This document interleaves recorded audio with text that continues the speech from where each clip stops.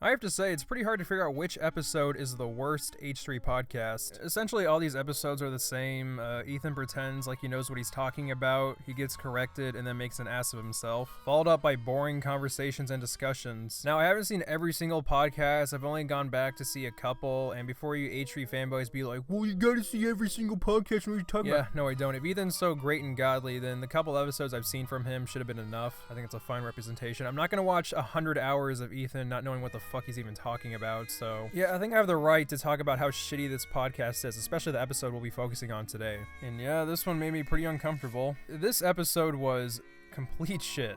Believe it or not, there were actually H3 fanboys uncomfortable as well. That's how you know it's bad. Ethan could piss on a dead orphan and his fans would still support him. I swear, every time Ethan does scummy shit, his fans continue to support him. Even the ones that call him out on his bullshit sometimes go right back to watching his podcast right after because the My Depression apology was good enough. This time his apology consisted of, it's just a prank. But anyways, here's the clips. Do you have a chronic illness or of some kind? Not that I'm aware of. Okay. I mean, I just don't know why you're trying to make a joke out of this when I'm having genuine concern for your health. I don't think. Well, as long as I don't have corona or anything, I'm cool.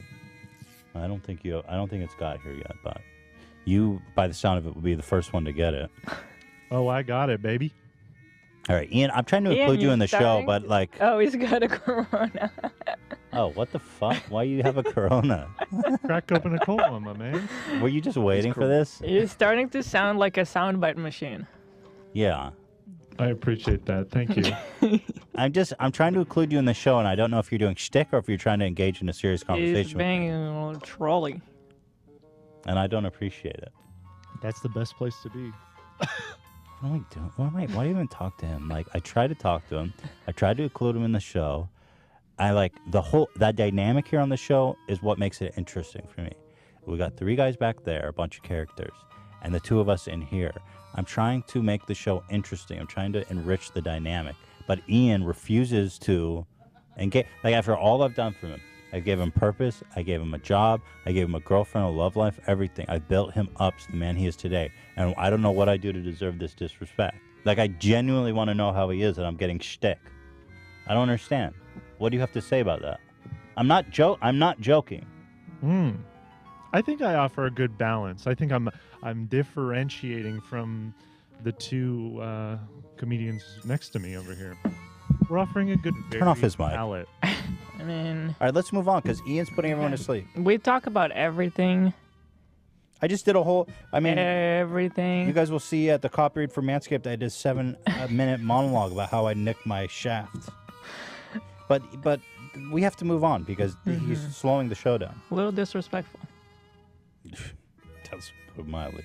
All right, let's just move on because I'm getting upset. So, of course, people were upset about how Ethan treated Ian, and a lot of people talked about how disappointed they were in Yes Man Ela for also behaving like a jackass. But there are also many people who are claiming that Ethan was just joking, and that now seems to be the universal opinion after the recent episode. Yeah, real easy to change the mind of others by just saying it's just a prank, bro. Followed up by a half-assed apology. Like, this shit happens every week. It's a goddamn conundrum, it's a cycle, and that's mostly due to his fans accepting everything he does, even if it's stupid or shitty. He was even like talking crap about his fans, and like there's a fine line between joking around with your fans and then being like, oh, well, I bet some of them are gonna like talk shit about me because of the way I'm behaving. Well, no shit, you're behaving like an idiot. Thankfully for you, you have the most dick-sucking fan base I've ever seen, so at least you got that going for you. But putting the focus back on Ian, I had to endure the entire podcast, and let me tell you, it was a chore. But I wanted to make sure I had all the facts about this whole Ian dilemma.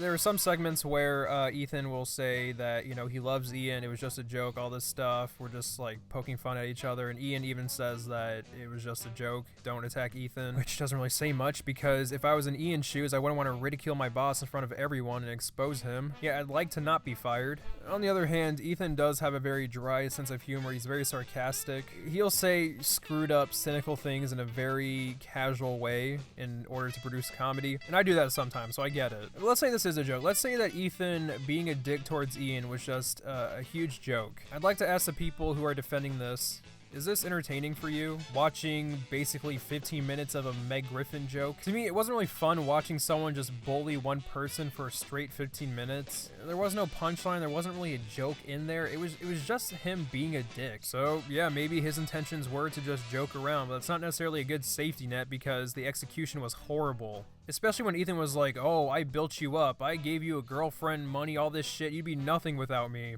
Yeah, that's real charming. The only funny part in this whole segment of Ian being bullied is when they talk about coronavirus and Ian pulls out a corona. Yeah, that shitty joke was the only funny thing in this entire podcast even, because Ian is just being goofy. And apparently that's a crime to Ethan. But it's fine when Ethan does goofs and gaffs. Yeah, Ethan is just turning into a loudmouth, pretentious piece of shit. He's kind of like a young Bill O'Reilly. We'll do it live! Fuck it! So essentially at best, it's a 15-minute long joke that goes on for way too long, is super boring, isn't funny, and makes you uncomfortable. And at worst, it's Ethan being his cynical self, which is a good possibility of that being the case because nothing really new there. This shit happens every week. Ethan acts like an asshole. He then begins to embarrass himself and bore his audience by talking about politics for 40 minutes, about topics that no one really gives a shit about. He then apologizes for the controversy, and then the cycle continues. The reason why this episode stands out like the Bill Burr episode is because everything we hate about Ian is in this one episode. Well, I'm not considered everyone. Well, good for you. You like shitty jokes and ignorant political commentary. And again, this doesn't have anything to do with him having different political opinions than mine, because I don't really agree with everything Dan says, but at least he knows what he's fucking talking about. Unlike Ethan, he has an educated opinion. You may disagree with Dan, but you can't deny the fact that he's informed. Unlike Ethan, who just screams like a child when people start to disagree with him.